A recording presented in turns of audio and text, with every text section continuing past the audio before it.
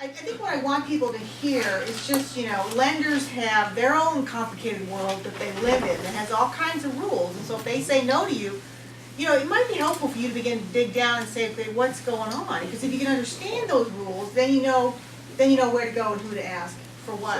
So the relationship that we have developed with institutions is the notion of CRA around the investment test with that banking institution to invest in us to do what you want to see happen is the investment in small business. So I'm taking the risk that the bank will not take because, quite frankly, Heidi already said, she has a moral obligation to it, but it's outside of her footprint.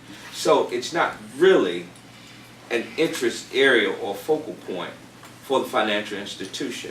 So from my perspective, I want to be able to create opportunities, create jobs, to create investment in places where we're not, even though we're not in competition with the bank, but where there is no role, right now currently. So that's where I want to be.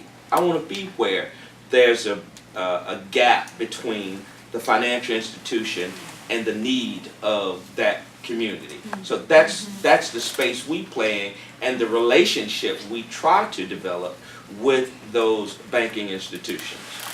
I'm just going to say one more thing about PRIs, because that's a nice thing to know about. It's called Program-Related Investments, and it's something that foundations do. Now, a foundation can either give you a loan, a grant, which is free and you don't pay it back, or they can make you a loan. Sometimes it can be a loan at 0 interest. And then if you pay it back, then they get to loan it out again. So that's a good thing. So some foundations will do PRIs. So it's just another useful thing to know. And I know a lot of you all don't know me, and I'm a retired bank regulator, and then I did CRA exams for a number of years and supervised examinations. But basically, what happens is that you got 3 different groups of banks in CRA. And we've got the small banks, and it's somewhere around 270, 80 million, somewhere in that, and below are considered small banks. Those small banks really don't have to do any CRA. So if you got some community banks that in your area and you're saying, well, this bank should be doing CRA, and they're a small bank, the only requirement they have to make is a requirement that deals with their loan-to-deposit ratio.